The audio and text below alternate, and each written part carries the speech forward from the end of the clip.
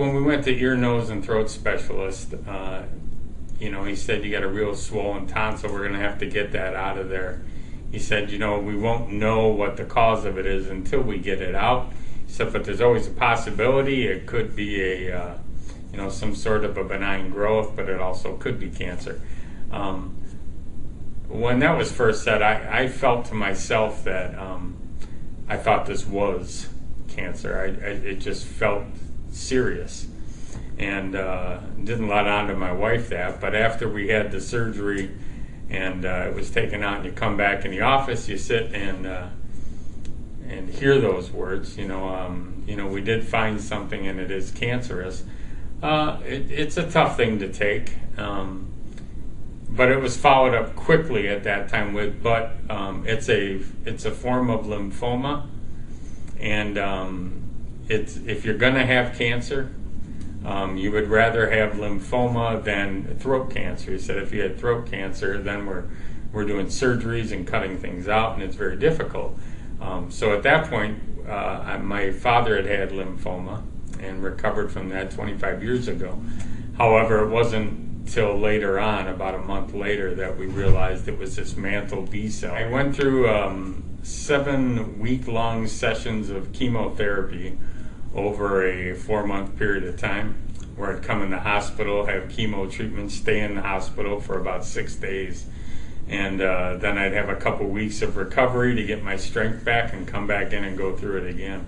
So I think I've had probably 14 to 15 different kinds of chemo medication to attack this disease. At the end of all that, when we got to, they went in and took healthy stem cells out of my body once I went through the chemo, because at that point, the cancer, I had a PET scan and was cancer-free.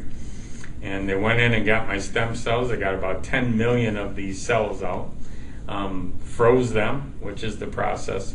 And then I went through the process of having a final chemo treatment where they doubled up the intensity to try and do a final knockout and make sure this was out of your system. About a month later, in the hospital, they put these stem cells back into my body. That was a tough process. The process itself isn't painful or anything of that sort. It's necessary. It's kind of like a blood transfusion. However, a few days after, it starts to wear on you a little bit. You do get a few more of the side effects, that they mention and can talk about that might happen to you. So it's rough. I think the hardest part for me was it was a 3-week stay in the hospital. Now, I got fabulous. The 12T nurses were the best in the world. The doctors are fabulous. They take care of you, but 3 weeks in a hospital is a long time. And I wasn't looking for, I knew it was going to be 3 weeks, and I wasn't looking forward to it. I could make it 6 days. So that was a tough task for me, just putting in the time. The loss of appetite, again, you went through that, and things, I struggled mostly with taste. I lost all my taste for food and drinks.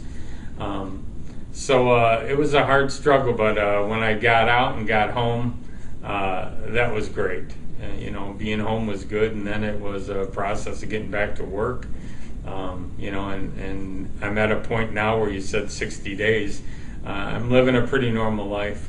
I come to the doctor's office once a week, get blood checks, and just to see how you're doing, make sure there's nothing going on. But I'm out playing golf twice a week. I do everything I can around the house. There's certain things they don't want you doing.